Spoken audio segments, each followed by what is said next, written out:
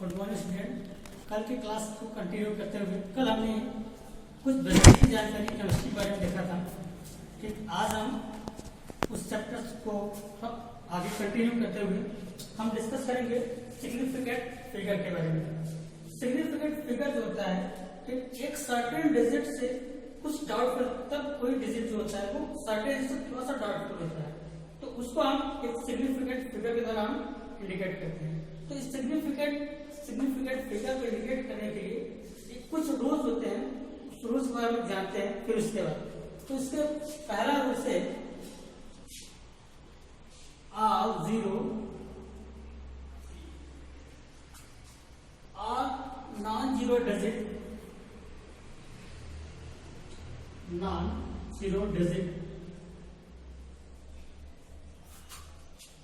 Are significant. इसका मतलब जितने भी नॉन जीरो डिजिट होते हैं वो सिग्निफिकेंट होते हैं। ठीक, for example 2.345 here are 1 2 3 4 this is the non-digit zero. This is not digit. This is the non-zero digit 2.345. It's a significant number 4. Rule इसका मतलब ये जितने भी नॉन जीरो डिजिट होते हैं, ठीक, वो जितने डिजिट होंगे वही उसका क्या होता है, सिग्निफिकेंट फिगर होता है। दूसरा है और zero in between non zero, all zero in between non zero digit are significant.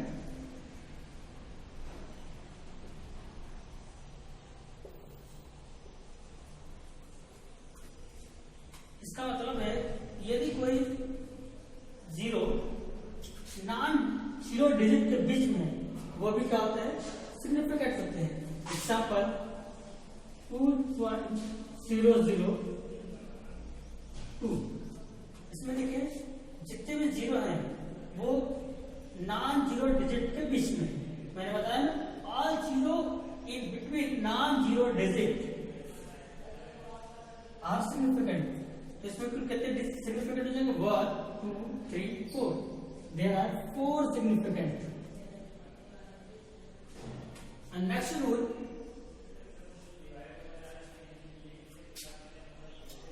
all zero before non-zero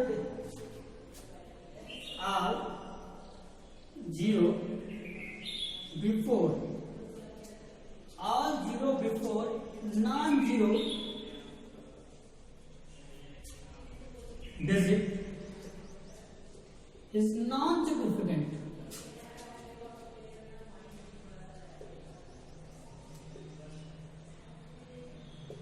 Is non-significant. For example,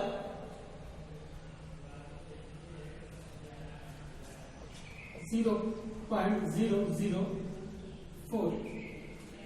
देखिए ना, सभी zero before, all zero before non zero digit और non significant. यदि zero non zero, यदि zero सभी zero non zero digit के पहले आ रहा है, बिफोर, ऑल जीरो बिफोर, सभी जीरो पहले आए किसके, नॉन जीरो डिजिट, जो नॉन जीरो डिजिट है उसके पहले अगर आता है तो वो this is the non significant, वो नॉन सिग्निफिकेंट होगा।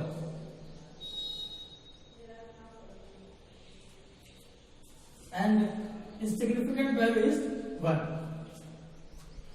And next rule 4,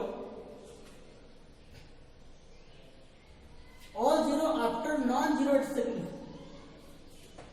all zero after non-zero digit are significant.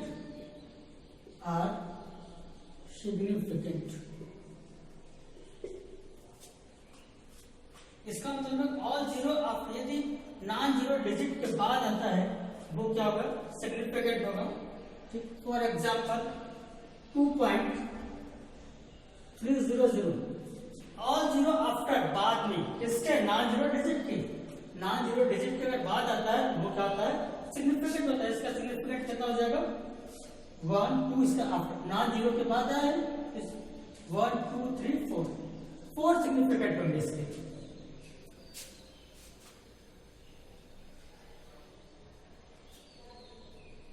उसके बाद एक और है, यदि कोई सिग्निफिकेंट पावर, जब पावर में होता है वो उसका पावर होता है उसका सिग्निफिकेंट नहीं ऐड होता है। जैसे एग्जांपल्स में 2.34 टू 10 के पावर 4, तो इसका सिग्निफिकेंट होगा जो होगा 3। पावर को ऐड करके सिग्निफिकेंट में इसकी वैल्यू हो जाएगी 3। It is clear. Significant value, significant figure में पहला उसका था all non zero digit are significant. जितने भी नॉन जीरो डिजिट होते हैं वो क्या होता है, सिग्निफिकेंट होता है। एग्जांपल में 2.345, तो उसमें नॉन जीरो डिजिट है, इसका सिग्निफिकेंट वैल्यू 4 होगा। फिर उसके बाद all zero in between non zero digit are significant. यदि कह रहा है जीरो किसके बीच में हो, नॉन जीरो डिजिट के बीच में हो, तब क्या होगा, तब वो क्या होगा, सिग्निफिकेंट फिगर होगा। तो इसका एग्जांपल देखिए 2.002, तो ये क्या है, देखिए नॉन जीरो डिजिट के बीच में है, इसका सिग्निफिकेंट होगा, इसका सिग्निफिकेंट वैल्यू कितना होगा 4 होगा। फिर इसका तीसरा है all zero before non zero digit. ध्यान से देखिए, ऑल जीरो बिफोर, सभी जीरो इसके बिफोर, इसके नॉन जीरो डिजिट के। देखिए नॉन जीरो डिजिट के पहले कोई जीरो आता है तो वो नॉन सिग्निफिकेंट जीरो होगा। ठीक, एग्जांपल हमने देखी थी 0.004, ये कह रहा नॉन जीरो डिजिट के बिफोर अगर पहले आता है, देखिए 4 के नॉन जीरो डिजिट है, इसके पहले अगर आता है तो वो नॉन सिग्निफिकेंट होगा, उसके सिग्निफिकेंट की वैल्यू कितनी होगी 1 हो जाएगी। उसके बाद ऑल जीरो आफ्टर, यहाँ पे मैंने बिफोर देखा था, यहाँ पे क्या है after. All zero after non zero digit, यदि नॉन जीरो डिजिट के बाद आता है वो क्या होगा, वो सिग्निफिकेंट होगा। फॉर एग्जांपल 2.34 2.300, इसमें नॉन डिजिट के बाद जीरो है, इसलिए क्या सिग्निफिकेंट होगा, उसको काउंट करेंगे 1 2 3 4, सिग्निफिकेंट कितना होंगे 4 होंगे। उसके बाद यदि कोई डिजिट पावर में है तो पावर को हम सिग्निफिकेंट में ऐड नहीं करते हैं, केवल जिससे डिजिट, तो ये क्या है नॉन जीरो डिजिट में आता है 2.34 into 10 to the power 4, इसका सिग्निफिकेंट वैल्यू होगा 3। It is clear. Okay, now next is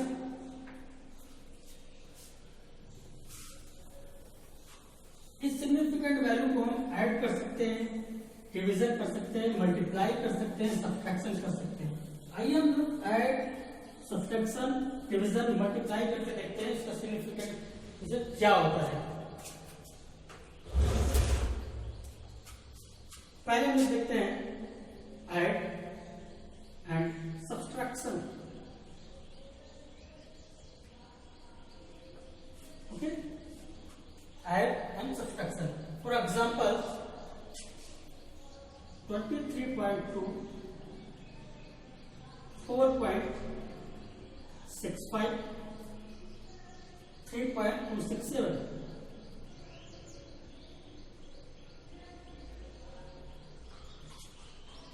इसको हम ऐड करते हैं 7 5 6 11 1 कैरी 6 4 10 1 11 5 3 3 6 और 4 10 1 11 31.117।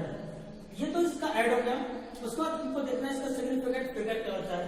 एक सिग्निफिकेंट फिगर में जो सबसे डेसिमल होगा, सबसे लोएस्ट पॉइंट डिजिट होगा, वो मेरा सिग्निफिकेंट फिगर होगा। सबसे लोएस्ट पॉइंट पे कौन सा 23.2 है, इस पे है, ये मेरा हो जाएगा सिग्निफिकेंट 31.1। उसके बाद हम सब्ट्रैक्शन तरफ देखते हैं 456.04 2.346 3.7721 3.7721 इसको फिर ऐड करके देख लेते हैं 1 6 to 8 4 for 8 और 7 15 5 हो गया जी आपका 11 1 क्या हो जाएगा 6 to 8 11 12 1 1 52. इसमें भी वही करना है जो सबसे लोएस्ट डिजिट पे होगा तो लोएस्ट डिजिट कौन सा है ये है ठीक 2 डिजिट पे है तो 2 डिजिट पे लगा देते हैं ठीक ये मेरा हो गया सिग्निफिकेंट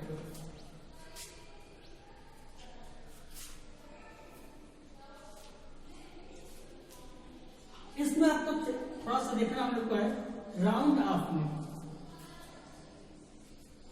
देखिए 5 के बाद ये जो डिजिट 8 है 8 का मतलब है इसका अगला डिजिट हो जाएगा ठीक अगला डिजिट मतलब इसका जो वैल्यू होगा वो 5.16 होगा ठीक यही चीज अगर 5 से कम होता तब 5 ही रहता 5 से अगर कम रहता तो 5 ही रहता लेकिन इसके लिए एक रूल है अगर ये वाला डिजिट और बीच में अगर यहाँ से केवल 5 है मान लीजिए यहाँ पे इसकी जो वैल्यू है सपोज दैट 52.1551 अगर इस कंडीशन में आता है ठीक तो हम अगला डिजिट नहीं मान अगर ये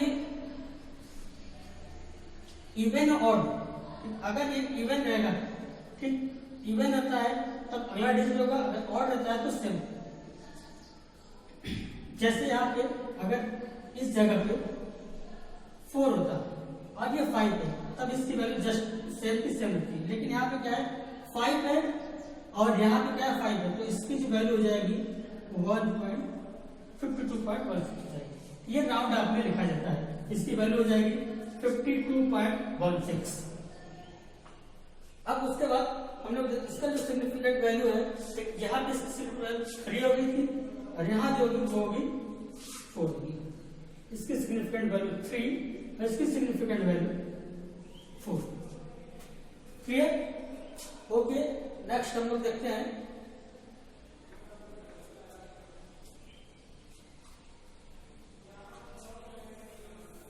ऐड मल्टीप्लाई मल्टीप्लाई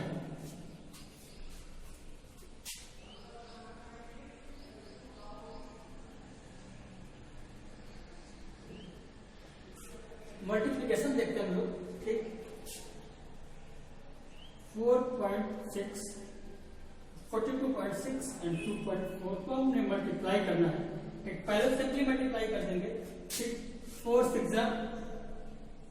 24 तो क्या हो जाएगा 4 2 8 और 2 10 1 कैरी 4 4 60 और 1 70 2 6 8 2 2 4 2 4 8 4 8 1 10 2.2 ये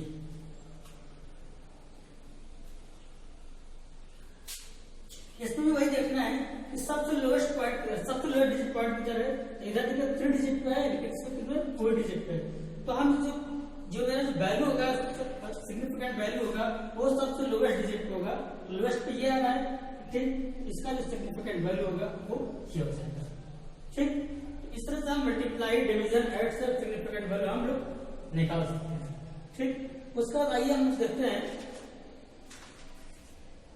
ये सिग्निफिकेंट वैल्यू के बारे में हो गया उसके बाद हम लोग देखते हैं थोड़ा सा dimension analysis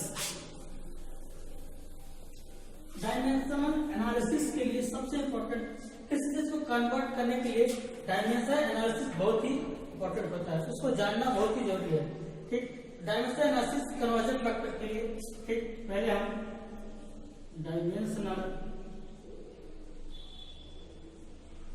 analysis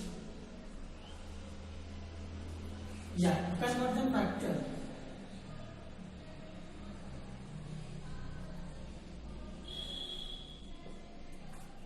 dimension analysis को याद करें किसी को कन्वर्ट करने के लिए बहुत ही इंपॉर्टेंट है डायमेंशन ऐसे से आता है। ठीक, पहले लिखे जैसे सपोज दैट 1 किलोमीटर 1 किमी इज इक्वल टू 10 के पावर 3 मीटर 10 के power 3 metre 1 nm is equal to 10 के power -9 metre 1 pm is equal to 10 के power 12 metre 1 pm is equal to 10 power 1 angstrom is equal to 10 power minus 10 meter 1 cm is equal to 10 power minus 2 meter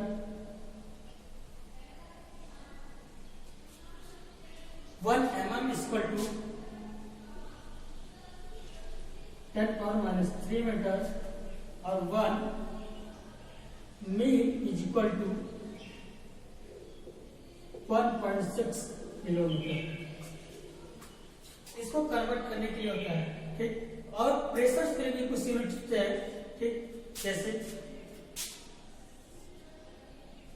1 atm atmospheric pressure को measurement करने के लिए 1 atm is equal to होता है 1.008 बार 1.008 बार में होता है, ठीक। 760 टार होता है 760 टार होता है 760 mm होता है 76 cm होता है।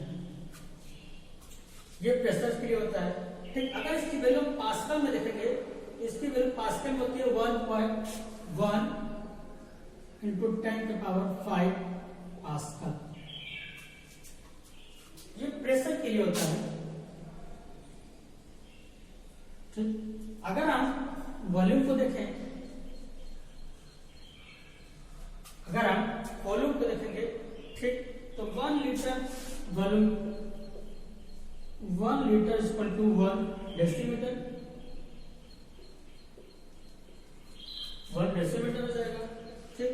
उसके बाद 1 litre is equal to 1000 CC या फिर 1000 ml, ठीक। वॉल्यूम के लिए मेजरमेंट करने के लिए होगा, ठीक। उसके बाद अगर हम 1 litre atmosphere is equal to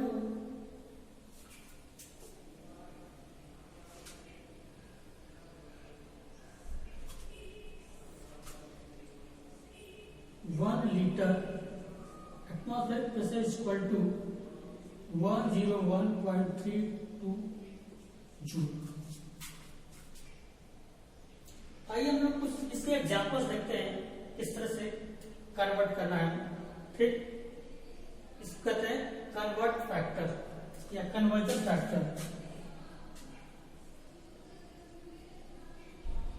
conversion factor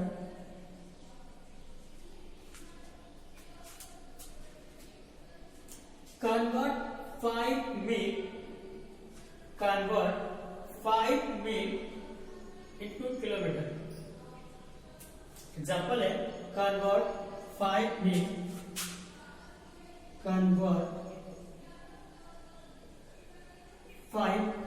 mil into kilometre. ये एक सवाल है कि कन्वर्जन फैक्टर्स का हमको 5 मील को किलोमीटर में कन्वर्ट करना। तो हम जानते हैं कि 1 mile we know 1 mile is equal to होता है 1.6 kilometre. 1 mile is equal to, तो 5 मील इज इक्वल टू क्या हो जाएगा 1.6 किलोमीटर अपॉन 1 मीटर 1 मील इंटू 5 मील, ठीक। 5 मील और मील से कट जाएगा, ठीक, इसको मल्टीप्लाई करेंगे तो आएगा 8.0 kilometre. It means 5 mile is equal to 8 kilometre. इस तरह से कन्वर्जन फैक्टर होते हैं, ठीक। हम ये सब अगर आपको ये सब याद रहेंगे, एनालिसिस में कन्वर्जन फैक्टर याद रहेंगे तो आसानी से हम सॉल्व कर सकते हैं। ये बहुत ही इंपॉर्टेंट है एग्जाम के लिए, एक क्वेश्चन कंपल्सरी इसमें से आते रहते हैं, ठीक। इसलिए इसको आप अच्छे से देख लीजिए और याद कर लीजिएगा ये सब, ठीक। आइए हम लोग अब चलते हैं नेक्स्ट टॉपिक पे।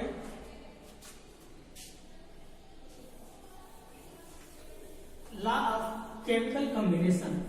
नेक्स्ट टॉपिक जो है वो है लॉ ऑफ केमिकल कॉम्बिनेशन। पर इसकी स्टडी आप लोग क्लास 9 में आपने किया था, ठीक, लेकिन इस क्लास 11 में थोड़ा सा डीपली करेंगे, ठीक। तो हमने प्रीवियस क्लास में आपको बताया था कि जो एलिमेंट होता है वो एलिमेंट और कंपाउंड क्या होते हैं, प्योर सब्सटेंस होते हैं, ठीक। एलिमेंट को हम कंबाइन करेंगे अगर तो वो कंपाउंड का फॉर्मेशन करेंगे। एलिमेंट को हम कंबाइन करेंगे, कंपाउंड का फॉर्मेशन करेगा। ऐसे डायरेक्टली कंबाइन नहीं करेंगे बाय द रिएक्शन, ठीक। तो इस एलिमेंट कंबाइन करने पर जब कंपाउंड का फॉर्मेशन होता है, ठीक, इसके लिए कौन कौन सा लॉ ऑफ केमिकल कॉम्बिनेशन।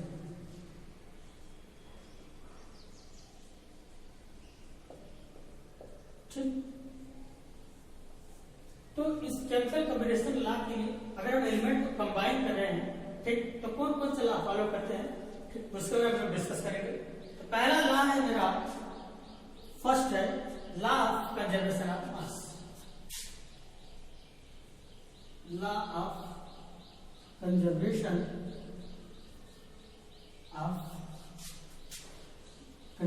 मास। देखिए इसके नाम से पता चल रहा है कंजर्व होता है सेव करना, बचाव करना, ठीक।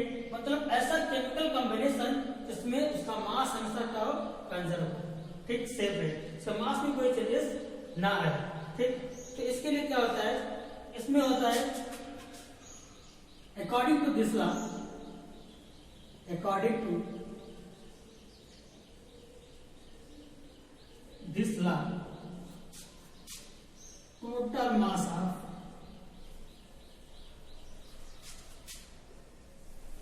product is equal to the total reactant।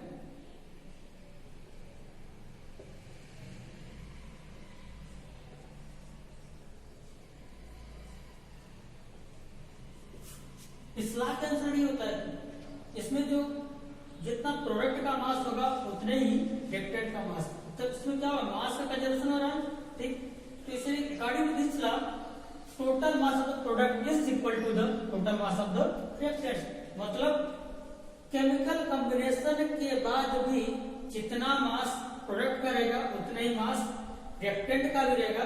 वो कौन सा लॉ फॉलो करेगा, conservation of mass, law of conservation of मास, ठीक। इसके लिए हम लोग एग्जांपल देख लेते हैं, ठीक। जैसे C+O2 बनेगा CO2, ठीक।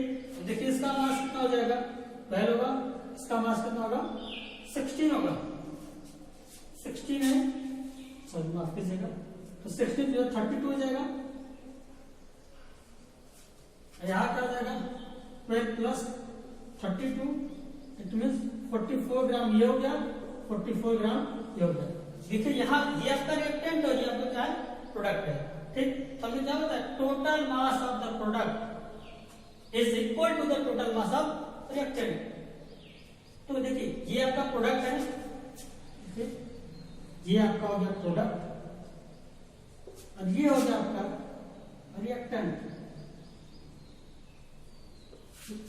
तो देखिए प्रोडक्ट का जितना मास है उतना ही किसका है, रिएक्टेंट का है। इसका मतलब क्या है, ये जो केमिकल कॉम्बिनेशन है, ये एलिमेंट का कॉम्बिनेशन है, वो कौन सा लॉ फॉलो कर रहा है, law of conservation mass follow कर रहा है। ठीक, अगर और भी एग्जाम्पल आप देखना चाहेंगे तो देख सकते हैं कि आप खुद करिएगा। ठीक, CaCO3 मीन्स कैल्शियम कार्बोनेट को अगर हम हीट करते हैं, ठीक, ये ब्रेक हो जाता है कैल्शियम ऑक्साइड में और कार्बन डाइऑक्साइड में। ठीक, आप जैसे मैंने किया वैसे आप लोग इसको सॉल्व करके देख लीजिएगा। अगर दोनों के मास रिएक्टेंट और प्रोडक्ट के मास अगर इक्वल होते हैं, कंफर्म है ये लॉ फॉलो करेंगे। ओके, आइए हम लोग चलते हैं नेक्स्ट लॉ की तरफ।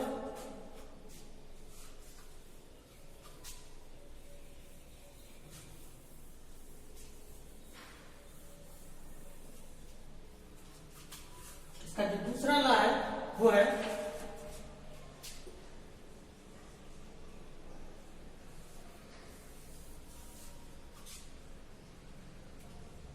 Law of constant proportion.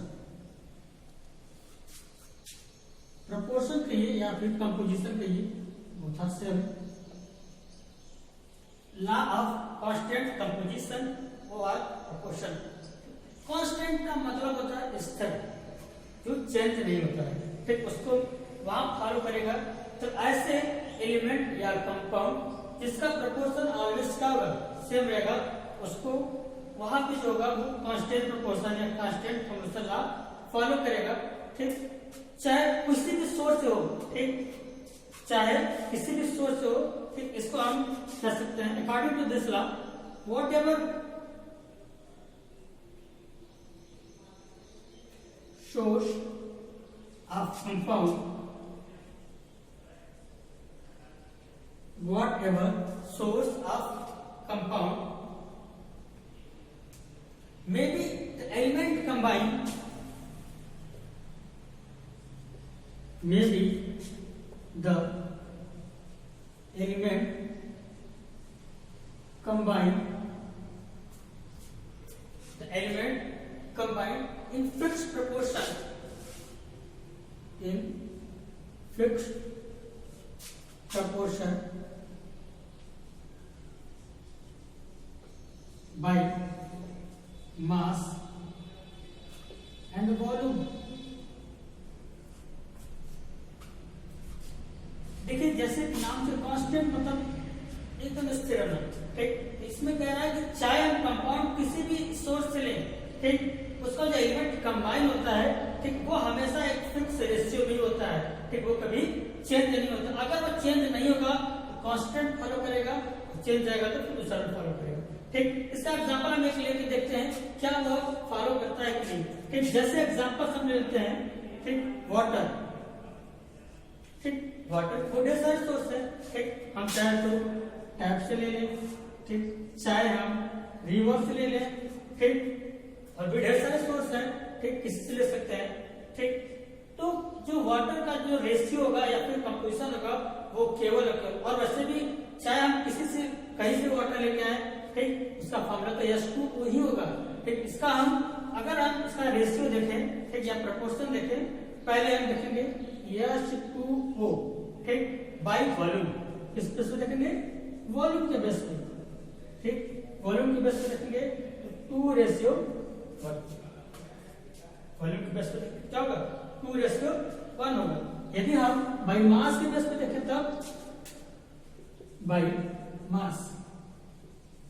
ठीक, तो 2:16 हो गया। 2 1 जा 2, 2 8 जा 16, 1:8।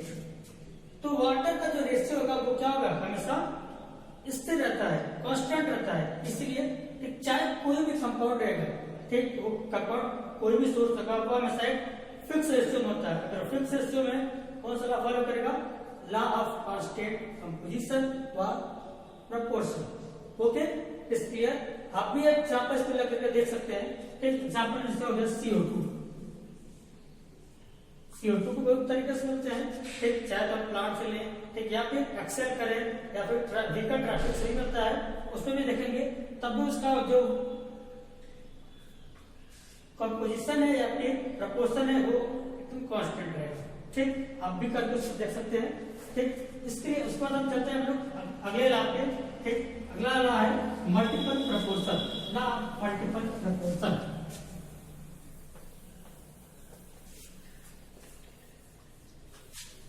थर्ड लॉ जो है मल्टीपल प्रपोर्शन है,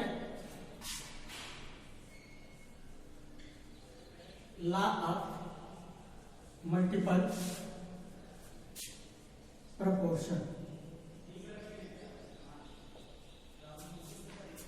लॉ ऑफ मल्टीपल प्रपोर्शन, ठीक। इसमें जानते क्या होगा कि दो एलिमेंट कंबाइन करेंगे, दो एलिमेंट कंबाइन करेंगे, ठीक, और वो मोर देन वन सब कंपाउंड का फॉर्मेशन करेंगे, ठीक। जब दो एलिमेंट कंबाइन करेंगे मोर देन वन कंपाउंड का फॉर्मेशन करेंगे, जिसमें से किसी एक एलिमेंट का जो मास होगा वो फिक्स होगा और जो दूसरा होगा वो एक दूसरे के होल नंबर में होगा, ठीक। एग्जांपल में से पहले according to this law, according to this law, if two elements are combined, तो combination product से two elements are combined to form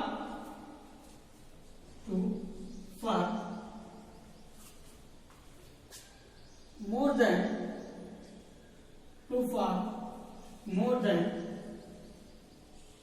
one compound, to form more than one compound if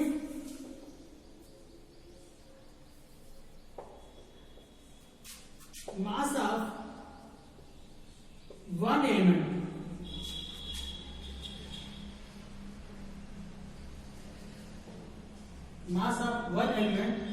is fixed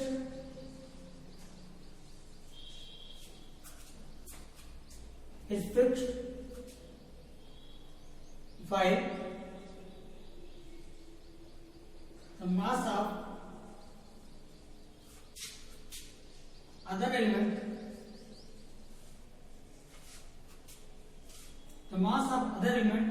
is whole number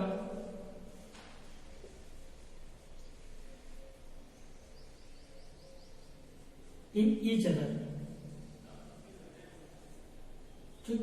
तो इसमें कह रहा है कि दो element आपस में कंबाइन करेंगे, ठीक, जो एक से ज्यादा कंपाउंड का फॉर्मेशन करेंगे, जिसमें से किसी एक एलिमेंट का जो मास होगा वो ऑलवेज सेम रहेगा, कांस्टेंट सेम रहेगा, ठीक। पर दूसरा जो एलिमेंट है वो दोनों कंपाउंड में या फिर जो भी कंपाउंड फॉर्मेशन करता है वो सब कंपाउंड में होल नंबर रेशियो में रहता है, ठीक।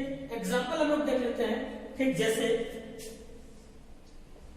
H2O, ठीक।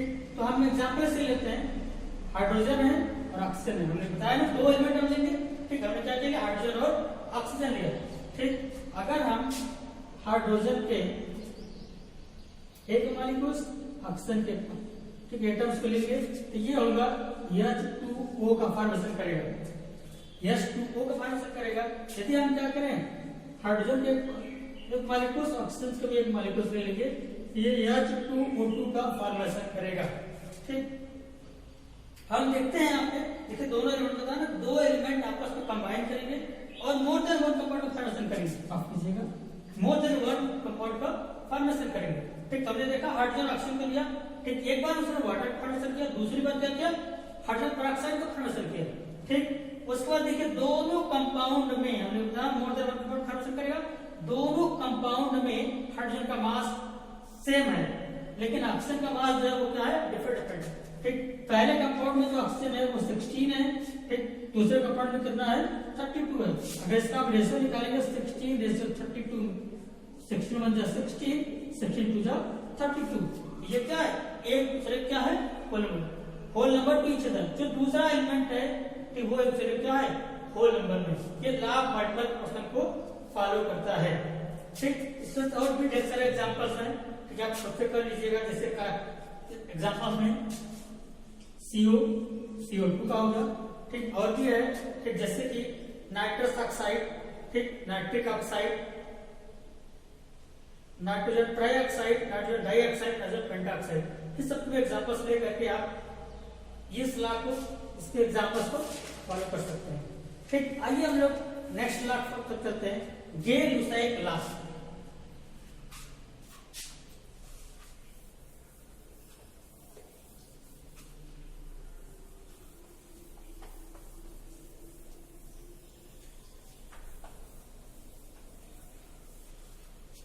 या जो अगला लॉ है वो है Gay-Lussac's law of combine. Gay-Lussac's law of combining verb.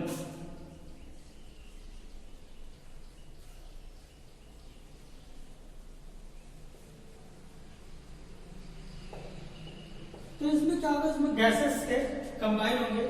ठीक, दिख रहा है कि यदि दो गैस क्या करेंगे, कंबाइन करते हैं। इस्लाम में क्या होगा, कह रहा है कि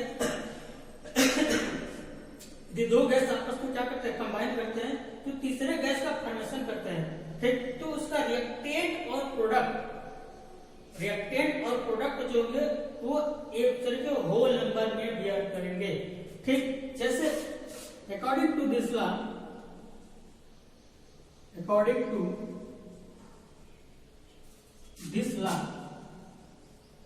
if two gas are combined, to give a third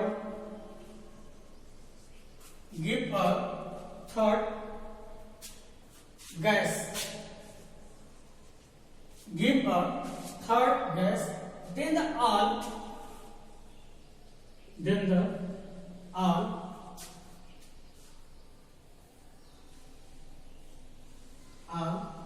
reactant and product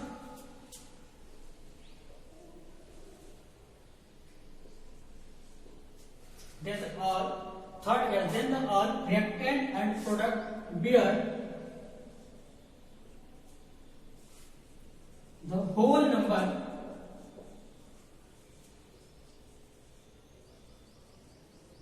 ratio। ठीक, इसका इस्लाह का अर्थ है कि इफ टू गैसेस, दो गैस क्या करेंगे, कंबाइन करेंगे, तो तीसरे गैस का फॉर्मेशन करते हैं।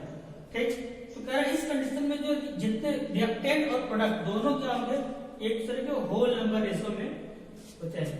ठीक, एग्जांपल हमने ले लिया H2Cl2, दोनों गैस कंडीशन रहेंगे, ये भी गैस है और ये भी गैस है। ठीक, अभी जब कंबाइन करते हैं तो हाइड्रोक्लोरिक गैस का फॉर्मेशन करते हैं। ठीक, इसका जो रेशियो है वो 1:2, सिंपल होल नंबर में। ठीक, इस तरह से इस चार लॉ ऑफ केमिकल कॉम्बिनेशन है। ठीक, जिसको आप बहुत इंपॉर्टेंट है, इसमें से एक क्वेश्चन एग्जाम्स में आते रहते हैं। ठीक, इसको अच्छे से पूरा डेली स्टडी कर लीजिएगा। ठीक, आज के लिए बस इतना ही। ठीक, फिर नेक्स्ट क्लास में देखते हैं। Okay, thank you.